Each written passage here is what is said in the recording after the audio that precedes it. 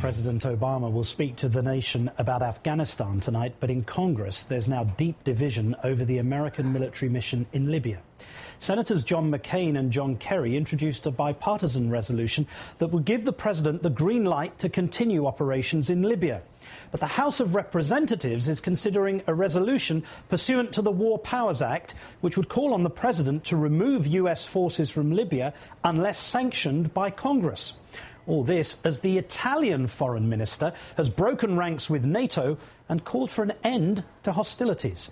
For more on developments out of Libya, we go live to the capital, Tripoli, and NBC's Stephanie Gosk. And Stephanie, given that Italy provides most of the land bases for NATO's bombing missions, one imagines that this further fracturing of the coalition, it's only good news for one person, and that's Colonel Gaddafi.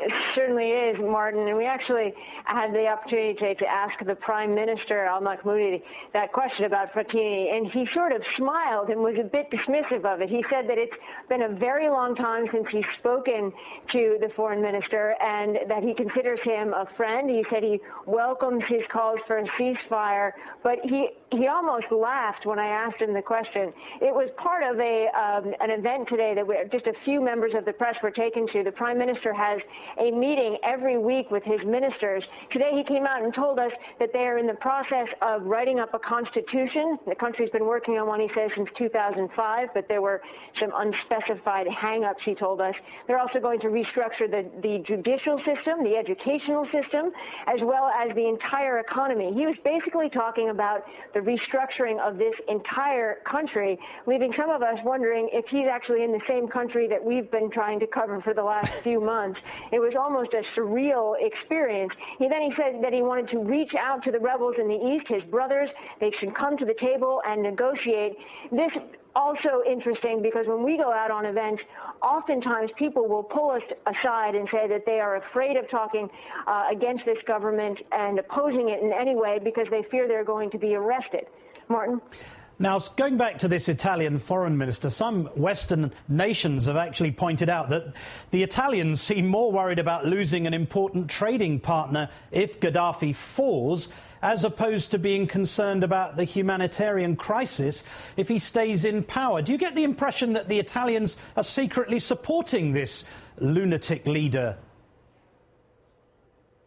Well, I don't know if I would go that far. There probably are some concerns about what kind of government would replace a Gaddafi regime, and Italy is not the only country that has vested interest. The UK as well has heavy investments here too, and that's part of this effort by NATO, and also one of the reasons why the US is only in a support role. The US does not have those kinds of economic ties to this country, and less of an argument that it is part of our interest.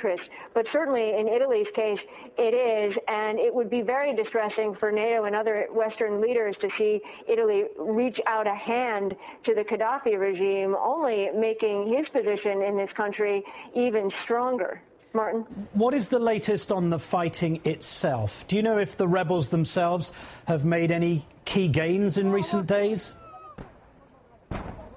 No real progress. It is a kind of stalemate. There's been a little bit of progress in the southwest mountains, and there's been a lot of fighting in the area around Misrata, but there was shelling overnight from Gaddafi forces into the actual city of Misrata, a disconcerting development because they had been pushed out of that city and had difficulty reaching it there with mortars, and now proving that they are close enough to do that. So no real big movements. And then the other front in between Ajdabia and the oil town of Brega, rebels have been mired down in that desert on the coast there for months, showing no real sign or ability to move forward. And it seems a kind of Gaddafi game plan to sort of sit back, make sure the rebels don't make any new advancements.